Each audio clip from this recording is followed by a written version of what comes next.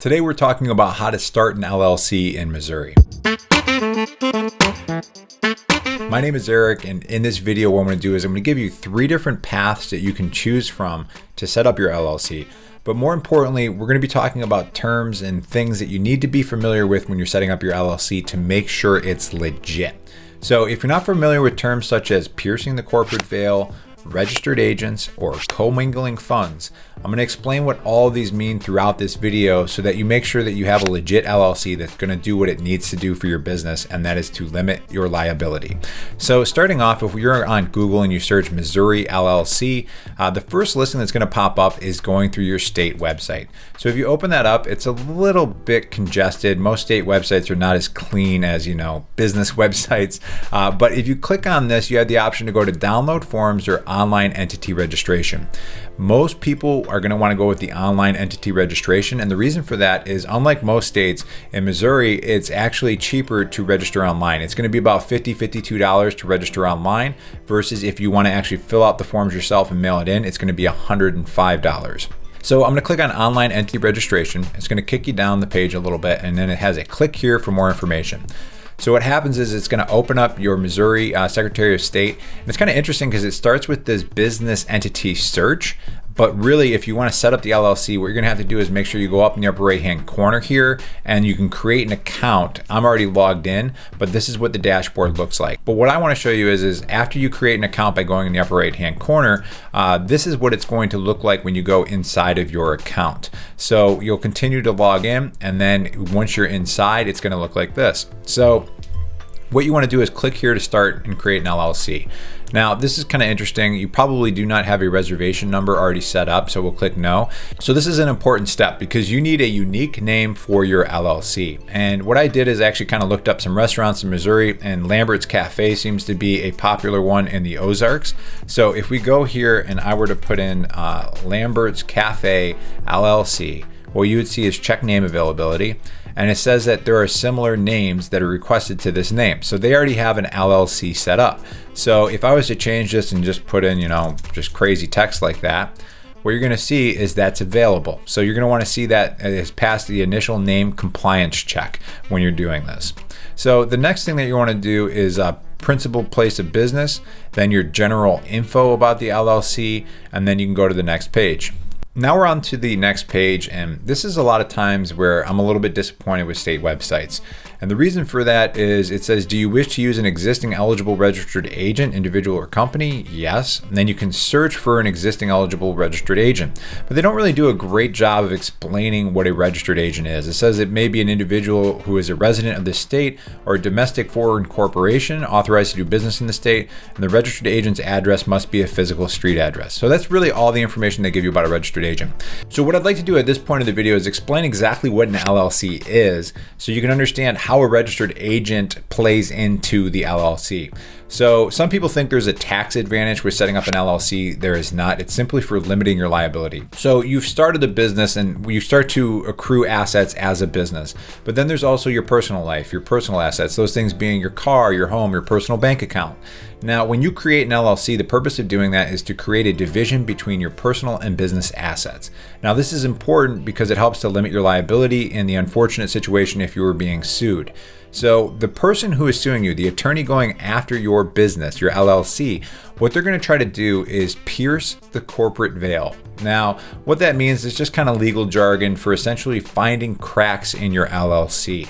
And one of the ways they can do that is if you don't have a proper registered agent. Now on this page, some people may just kind of like throw in a name and an address of a friend or a family member, not really thinking much about it. But a registered agent is actually pretty important to your LLC and the way that it is set up, and then also continues to run.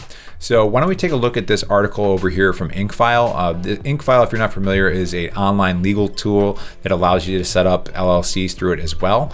But if we scroll down here, It explains what a registered agent does. So official letters and correspondence from your Secretary of State, service of process notices. So this is basically if you get sued, they're going to make sure that you get that notice and that you're showing up in court. And I should mention that the registered agent acts like a third party with a separate address. So it's kind of like this middleman between you and important information, and they make sure that you're getting that important information and acting as that filter for your business. And it is required to have a registered agent on file if you have an LLC in the state of Missouri. And it's also required that this person have a local address, not a P.O. box in Missouri. Official federal government correspondence, tax forms and requests for payment, and requests to complete permits, company filings, or reports. So again, if you don't have a proper registered agent, that is something that can create a crack and it may open you up to additional liability. If that registered agent is not doing a good job, maybe they're not updating you on company filings or annual reports, again, you may not have a proper LLC and there's going to be cracks in it, and you may be opening yourself up to personal liability, that personal home, personal car, bank account, etc. So that's why it's really important having a good registered agent on file. So that's always my kind of biggest issue with going through these state websites, is they don't make that easy. I do have a link for this ink file service, which makes it a little bit easier. The link in the description below is an affiliate link, so I get a commission if you were to use it, but I always recommend this service because of this right here. It's $0 plus state fee to get set up. So there's actually no cost in their lowest package, and you may be wondering what the catch is. I'll explain that in a little bit, but do know that they have created over 250,000 businesses since 2004, and they are the Entrepreneur Magazine's listed 360 best entrepreneurial companies in America. So if you were to go here and click Launch My Business, what you would do is you would click your entity type LLC, and 80% of all new entities set up are LLC, so you're in good company with that. And then we're going to go down to Missouri. And what you'll see is the silver package here, $52 for the state fee, not getting around that, whether you go through an attorney, go through the state website, but $0 package fee.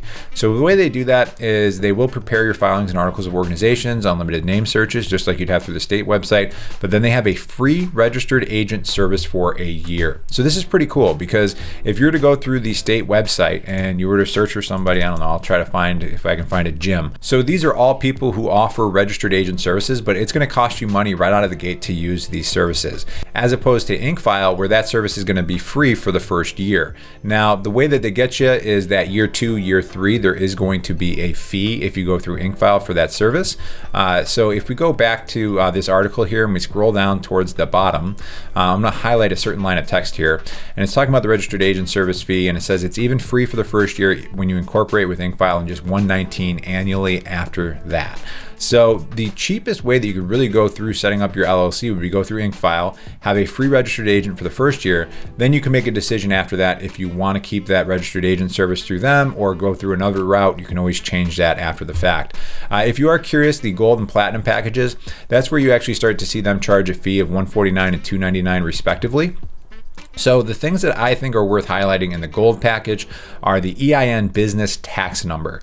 So when I got my LLC set up, I actually went through and set up the EIN business tax number myself. I'll be honest, it's a pain in the butt. You got to go to this URL here. Again, this will be in the description below, but it'll walk you through all the questions you need to know, and then you can click here to apply for that EIN, and that is necessary for most businesses getting set up.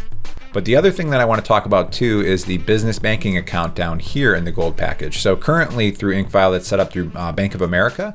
And the interesting thing about that is in the beginning of this video, we talked about a term called Commingling Funds. So if you have a personal bank account and you start to run your personal finances and your business finances through that personal bank account, you're doing what's called commingling funds.